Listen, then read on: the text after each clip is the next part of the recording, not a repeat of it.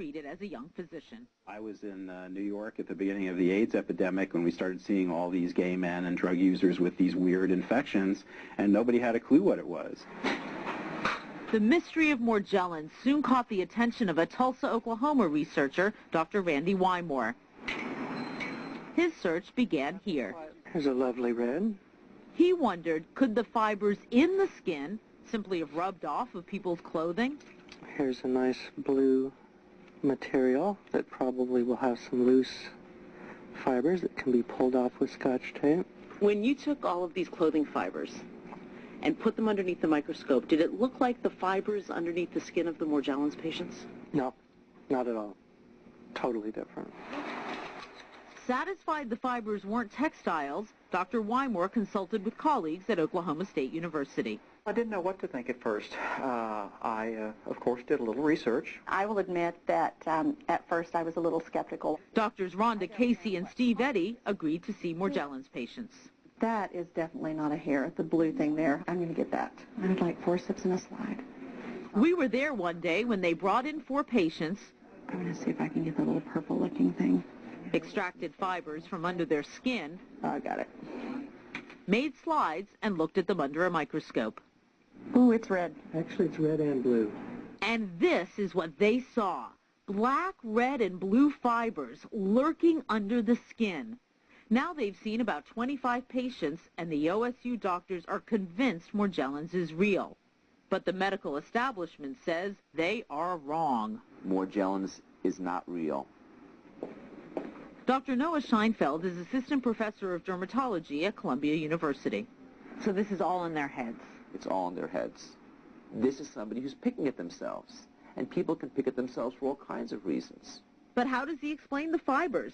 Dr. Scheinfeld says once the patients create a sore, they shove fibers into it. There was absolutely nothing on the surface there. But the OSU doctors say that's impossible. They say they found most of the fibers away from the sores, under unbroken, smooth skin. Still, no matter who you believe, there was one question no one here could answer for us.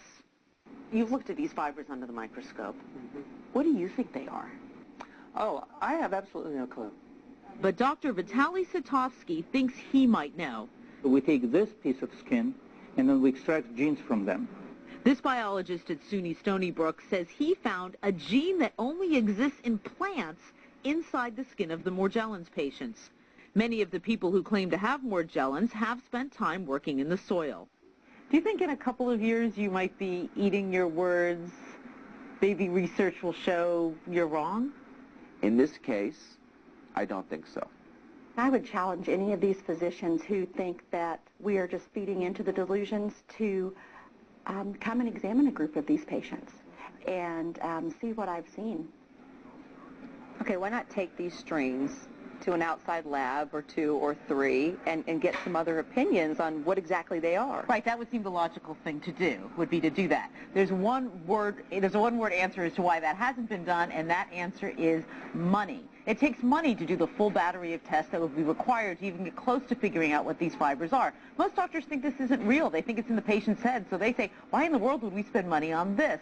And the doctors who do believe in this, they haven't at this point been successful in convincing anybody to give them the money to do those kind of tests. All right, so for the patients that are going in and the doctors that believe them, are they giving them any type of treatment? Do they know how to treat it? They've tried a whole bunch of different things. They've tried antiparasitics, antifungals, antibiotics. They've had a little bit of success with antibiotics to fight the fibers you're seeing now, but really not a whole lot. They've only worked for some people, not for others, and for those that have where it's worked temporarily. So for the doctors that are saying no, they're faking this, they're doing it to themselves, aren't they from all over the country? It's not like they're just in one area. Right. The patients are from all over the place, and they don't know each other, so you might think, well, gosh, how could they all fake the same symptoms? And again, a one-word answer, the doctors who are cynics would say the Internet. You can go on the Internet and find out what the alleged symptoms are for this alleged disease, and you could just fake them. You could just go to a doctor and say them, or you could create sores and stuff in fibers that look like the ones on the Internet. So the doctors who are kind of the naysayers here, they think the Internet plays a huge role in this. All right, keep us updated. Okay. Thanks, Elizabeth. Sure.